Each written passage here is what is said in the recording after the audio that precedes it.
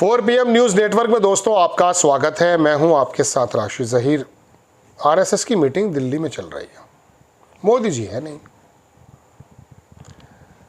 अब बात यह है दोस्तों, 100 बरस हो गए, 2025 चल रहा है, 1925 में बना था ये संगठन। अब बात यह है कि संगठन ने क्या किया है खुद ही बताता रहता है। अंग्रेज़ों का पार्ट छोड़ करके बाकी मुगलों की बातें बताता रहता है, मनुस्मृति की बातें पर रोता रहता है।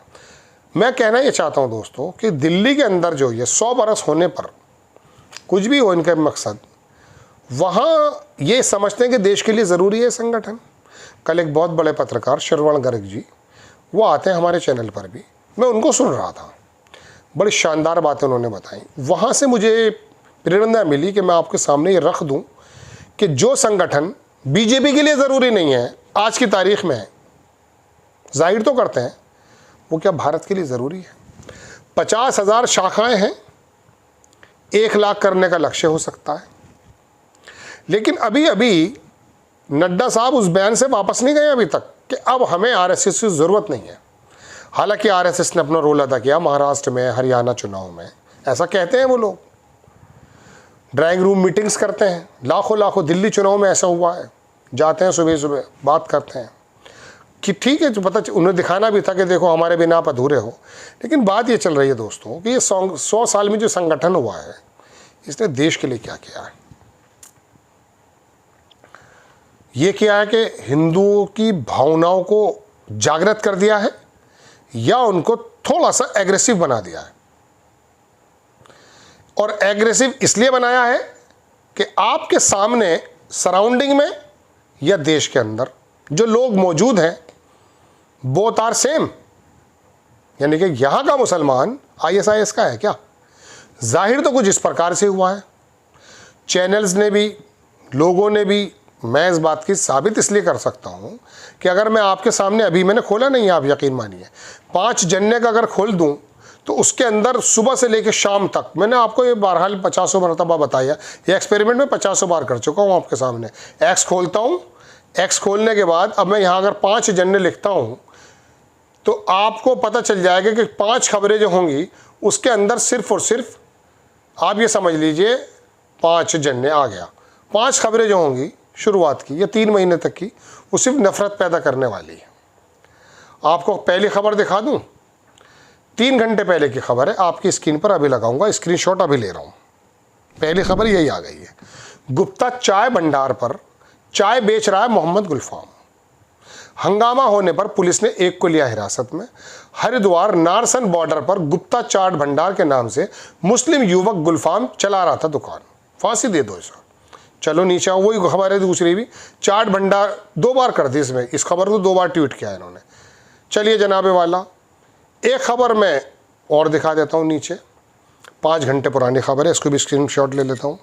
गुजरात के वडोदरा एयरफोर्स स्टेशन से 250 अवैध बांग्लादेशी नागरिकों को भारत से डिपोर्ट किया गया। बड़ा अच्छा काम है, इसको ज़रूर बोलेगा ये, चूँकि ये नागरिक बांग्लादेशी मुसलमान होंगे। भारतीय वायुसेना के विशेष विमान से इन्हें ढाका भेजा गया। चलिए अब नीचे आ जाइए, अब ये कोई आदमी आ गया साहब, 5 जन्ने का कोई बंदा है, ज्वाइन आरएसएस के जरिए पिछले 3 महीने में 28,571 संघ से जुड़े अपना पंजीकरण कराया।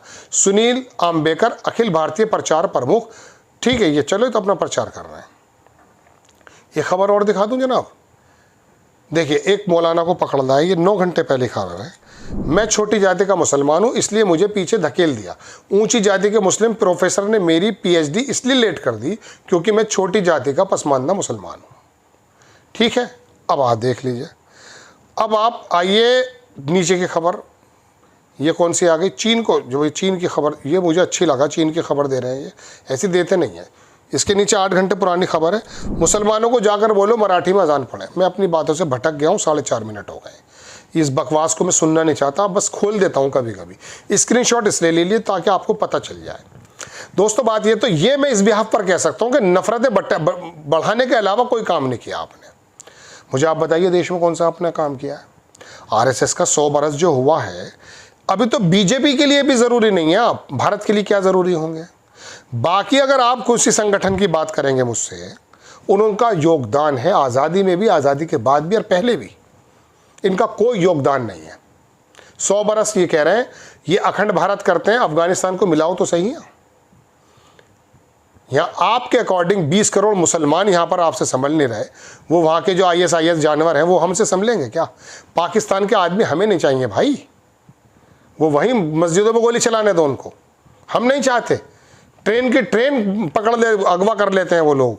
बलूचिस्तान ऐसा मानिए कि 2 तरह के लोग हैं, बस जानवरों से अगले कदम उन्हीं का मानकर चलिए, ऐसा भी एक तबका है वहाँ।